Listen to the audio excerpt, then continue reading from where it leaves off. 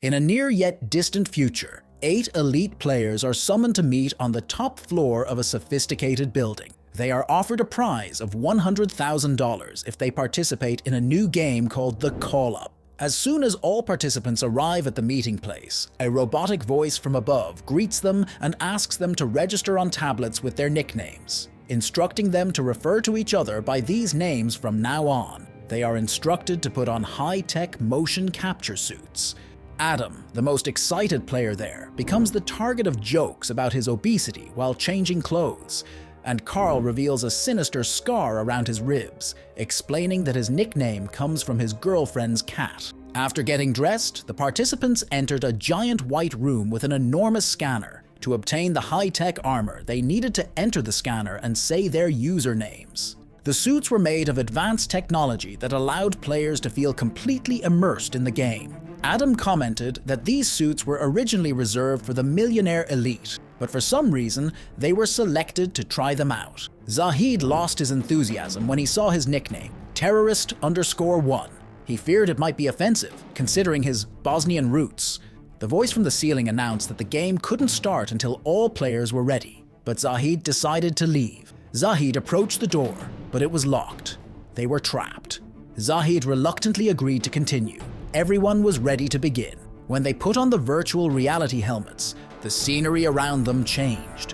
They were now in a post-apocalyptic world inside the building. Hey, would you have the courage to play a game where if you win, you get $100,000, but if you die in the game, you die in real life too? The movie I'm going to summarize is called Th3 C4ll Up. It's science fiction mixed with suspense and action. It's a very good movie with a quite strange ending. That's why I invite you to subscribe to the channel and turn on the notification bell to receive the best recaps. Their suits were replaced by military uniforms. Although everything seemed real, objects on the stage couldn't be touched in the real world. Suddenly, a tough sergeant appeared, telling them what their mission would be in that place. Everyone lifted their helmets, thinking there was a person with them, and confirmed that the sergeant wasn't an extra player, but an NPC who would give them advice throughout the game. The sergeant leads them through the scenery and shows them the weapons they'll use, which look and weigh like real ones. But they're just prop objects for them to get used to. He teaches them how to handle the weapons, aiming at bottles on the ground. Some hit and others don't, and thus they discover that the vest is their only means of protection.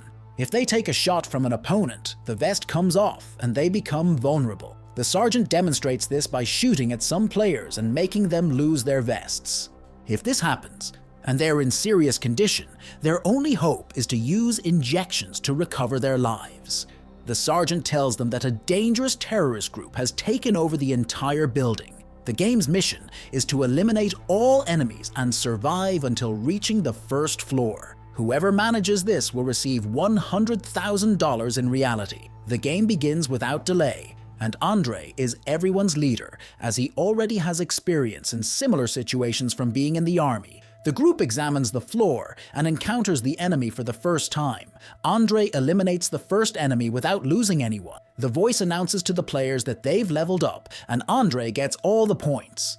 This already starts to divide the group, because whoever eliminates more enemies will win the $100,000 in the end. They need to go to the floor below to advance in the game, but there's an electric current preventing them from going deeper until they complete the current stage. If they try, they'll get shocked by the electric cables.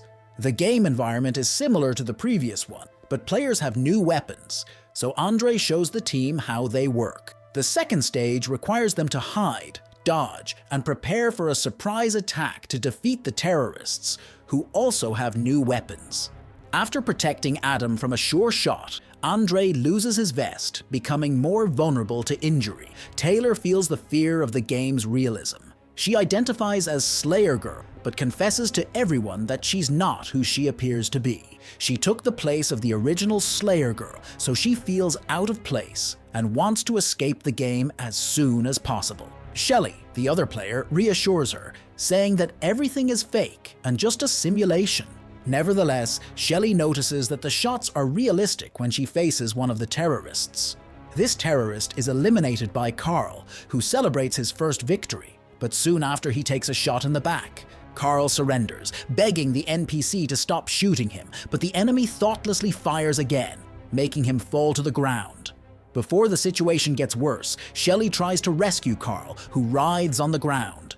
Carl's reaction is not only very exaggerated, but also almost traumatic. The damage suffered is visible not just in the game, but in real life, as if a real bullet had wounded him. Shelly takes off her helmet to check if everything is all right, and is surprised to see that Carl has no visible wounds. The pain only passes when Andre arrives and applies a healing injection. In the game, the bloody hole and the pool around Carl are recovered immediately. He feels relieved, but still remains shaken by what happened. They stop and gather to discuss the possibility that this is all part of a reality show. Zahid becomes desperate and can't remove his suit, which seems to be glued and fitted to his body. He imagines this is a human experiment for Andre's surprise weapons company. Many still doubt it's real, and even if it is, they're more concerned with the reward than the danger. Andre becomes everyone's target and decides to abandon the game after facing serious accusations, leaving the others to fend for themselves. He lifts his helmet and returns to the real world, furious, and goes to the bathroom, not knowing the game isn't over. He encounters several resurrected NPCs in the mirror and barely manages to lower his helmet before taking a headshot. A notice that the new level has begun is given to everyone. Right at the start, Edward takes a shot and lies wounded on the ground. Luckily, he has an antidote that he uses to recover. Taylor tries to escape through the level exit, but her plan fails because of the electricity. Without planning, everyone makes random moves, and Adam hits the terrorists with a grenade, being the only one who did well in the round. In the next scene, Andre is crawling on the ground seeking help, but only realizes he's losing blood until he dies. The voice on the loudspeaker announces they've won the second level, and Adam was the highest scorer. At this moment, they hear Andre's distant calls for help. Before feeling unbearable pain, Andre hears a timer. When time runs out, he receives a strong electric shock from the helmet to his brain, and Andre goes into convulsions until he dies. The others find him fallen on the ground, unable to do anything for him, and the game is left with only 7 players. Zahid grabs a fire extinguisher, gets nervous and sweats, begging someone to help him remove the helmet. Carl volunteers to do this, so Zahid bends down and prepares for the hit. Carl gives it his best, but it's no use. The material is too hard and firm, leaving Zahid injured. In virtual reality, the sergeant suddenly appears to punch Zahid for trying to violate the rules, leaving everyone shocked. He warns the others that there will be real consequences if they try to escape the game. Even in an unfavorable situation, they manage to pass through the next levels without casualties, learning to use new weapons and facing things like attacking with tactical knives and hand-to-hand combat to avoid shots because of gas leaks.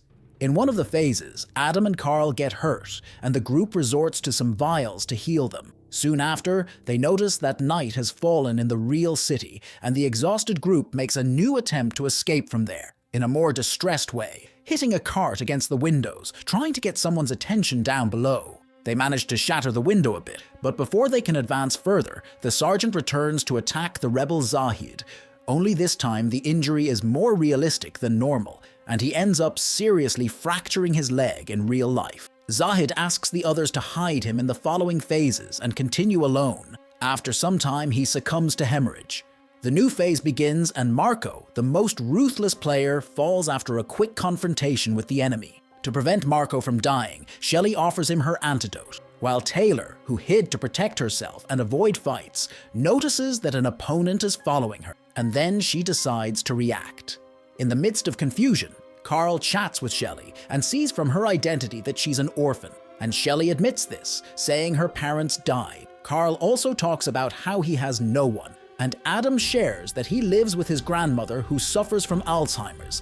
Marco is separated, and Edward has no siblings or parents. They conclude that, being people with pending legal issues, and Zahid being in the country illegally, they realize they were selected for the game because of their isolated situation and that no one would miss them in the worst case. In the next level, the team found the sergeant beating and torturing a hostage from a terrorist command in a different room. Their new mission was to extract a password from the hostage to disarm a bomb inside the building before it exploded. The man only spoke Russian and was connected to voltage transmitters, which required mental strength that no one possessed, except Edward. Edward immediately pressed the high-voltage equipment to obtain the password, not caring about the man's screams and pleas for mercy. After suffering much damage, the man gave a word that Adam typed into the computer as the password. The terrorist laughed, as it was a false lead. Taylor killed him in the blink of an eye. Marco blamed Adam for entering the wrong code and attacked him in real life, accidentally hitting Taylor as well. Edward indicates that the sergeant is opening an elevator door on the other side of the hall and tells them to take refuge inside from the explosion that's about to happen. While the elevator descends, it suddenly stops and they try to force their way out. Marco keeps the door open but abandons Adam with him for having failed the password earlier. From then on, the two pass through various elevator floors at the same time, with some tension in between. Meanwhile, the rest of the group reaches a place with more weapons and continues the level. In the next test, the terrorists release a smoke grenade, which seems to trigger a sad memory in Carl. They protect themselves, and he reveals to Shelley that he lost his girlfriend in a fire while trying to rescue her, showing the scars on his body. Marco uses Adam as a human shield, walking in front to attract a possible terrorist, and soon one appears. Marco throws Adam to the ground but can't shoot because he's out of ammunition. The terrorist reacts and hits Adam in the chest. After a few moments, Adam succumbs, reducing the number of players to 5. Taylor finds an antidote but is surprised by Marco, who wants the antidote for himself. She refused to give it. Marco violently attacks Taylor, saying she reminds him of his ex-wife whom he abused. After a quick argument, Marco shoots Taylor, taking the antidote. Marco joins Carl and they wonder if they'll find the others. After a look, Carl finds Taylor's corpse and discovers that Marco killed her, so he decides to leave the digital world to confront Marco, throwing him to the ground and leaving him stunned. Marco defeats Carl before he can react, but when he's about to finish him off, the sergeant appears and severely punishes Marco for violating the rules by murdering one of his colleagues. The sergeant's aggression is so strong that Marco can't handle the pressure. The 3 remaining players gather at the last station in the basement. When they thought they could advance to the next level by disarming the bomb under the building, a terrorist emerges from a nearby van, shoots Carl and knocks him down while the others hide. Luckily, Carl had 1 life antidote left, but before using it, Shelley is also hit, so he decides to sacrifice his life to save a woman he just met. After this, Edward uses a rocket launcher to detonate the remaining enemy and manages to disarm the bomb. With Shelley's hand in his, Carl smiles and closes his eyes, knowing there's no more serum to save him. He feels happy for having done what he could for her. When the game ends, the sergeant appears in his impeccable uniform, praising them for their achievement. Shelley is shocked to hear Edward echo the sergeant's words, revealing that he was a spy infiltrated in the mission for mysterious reasons. The virtual world dissolves, and agents in black appear to dispose of Carl's body. Shelley reacts, but is quickly sedated and thrown to the corner. The player's data is deleted from the system, as if they had never existed. Upon waking up in the parking lot, Shelley talks with Edward. He confesses to her that he doubted she would survive until the end, but she rebukes him, saying that everyone is dead, and it wasn't fair. Edward claims that at least he gave purpose to the dead players' lives, and that no one will trust Shelley, even if she wants to denounce him. He gives her the $100,000. He sends one of his employees to drug her again, but before the man can succeed, she defends herself, takes his gun, and escapes. With all the tactical skill she acquired during the game, Shelley shoots out the lights and hides in the parking lot. Edward sends his henchmen after her, but she prevails after a fight in the darkness. She aims the gun at a terrified Edward who begs for his life, but Shelley fires during the process. The film ends with a triumphant Shelley looking at the building's exit and noticing that it's already daylight. The funniest thing about all this is she went for the money and left the money behind. Write in the comments, would you participate in a game like this?